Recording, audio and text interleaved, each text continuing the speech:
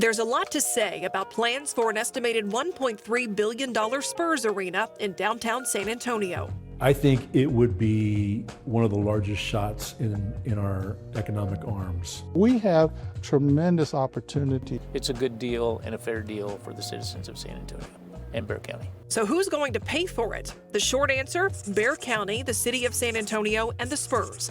But this project is all about the long game. Let's tip off this explanation with what's on the ballot this November, Bexar County funding.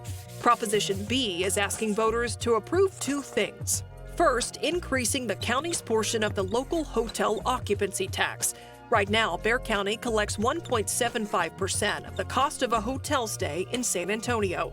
Prop B would increase that to 2% and then use that money from that tax to help pay for a Spurs arena. So what you would pay on a daily rate on a $200 room would be $3.50 a day. Going to 2%, which is the maximum amount allowed by law, would push that daily rate to $4. Prop B would also redirect the county's already existing tax on car rentals. It's 5% right now and would stay that amount. The proposition would also allow the county to contribute that money to the arena. This is no cost to you or I as homeowners, no cost to you or I if we're renters. Doesn't impact our sales tax. Quick timeout here. Voters will notice the ballot says this is a tax increase. That's wording required by the state anytime there's a proposal to change the tax rate, whether you'll actually pay more in taxes or not.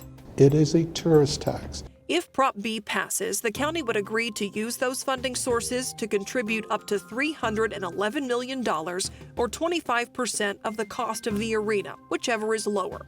Under state law, Bexar County can only use that tax money to promote tourism and the convention and hotel industry. It cannot be used for streets or roads or sidewalks. So it can't go for schools or housing. What do those taxes pay for right now? It also created multi-sports venues throughout the county, youth sport leagues and parks, and it was also used to create the Tobin. And it pays for the Frost Bank Center, the Spurs' current home. So what if the Spurs head downtown?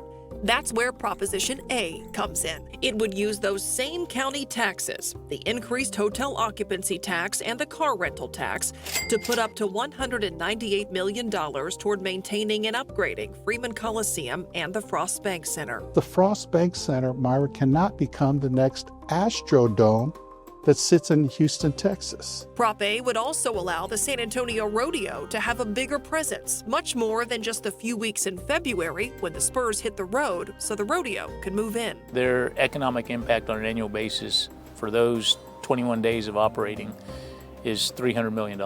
I think we've all outgrown the space. The rodeo is ready to run more days. We're ready to transform our operations into future placemaking, not only for Spurs, but for the community of San Antonio.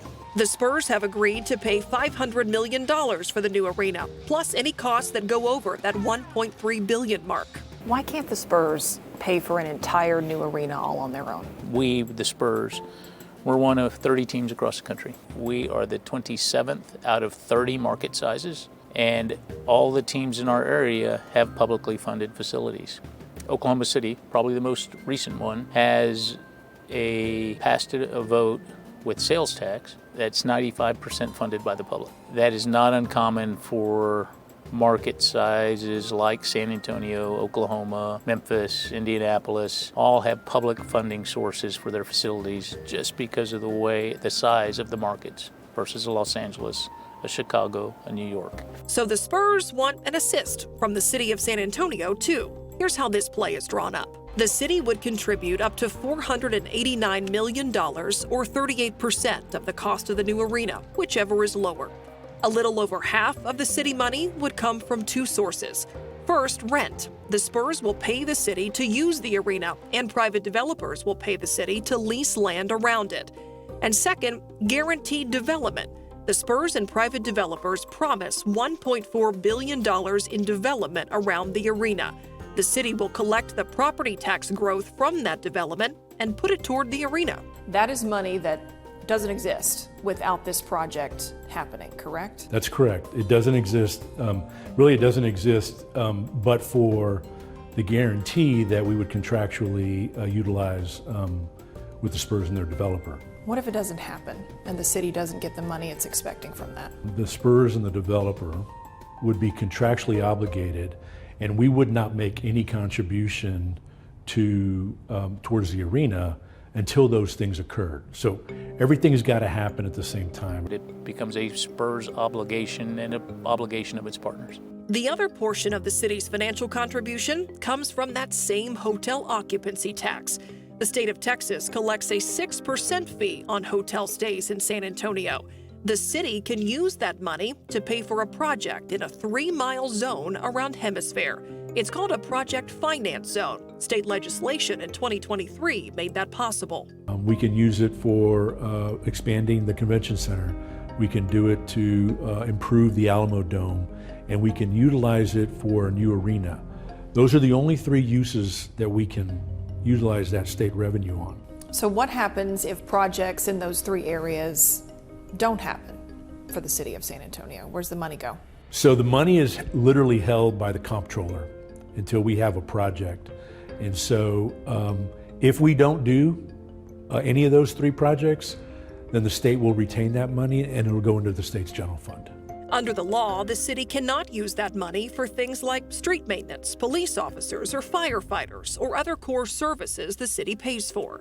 What happens if Prop B doesn't pass? We think once the voter learns that it's funded by visitors, there's no impact to them as taxpayers, and it leverages, almost another, $2 billion by our companies. They see it as a good deal and they're going to pass it. If the Spurs don't get a new arena downtown, do they leave San Antonio? I'm going to, stick by my answer. We're optimistic, excited. If that proposition is approved by the voters in November, we'll have a lot of work to do next year.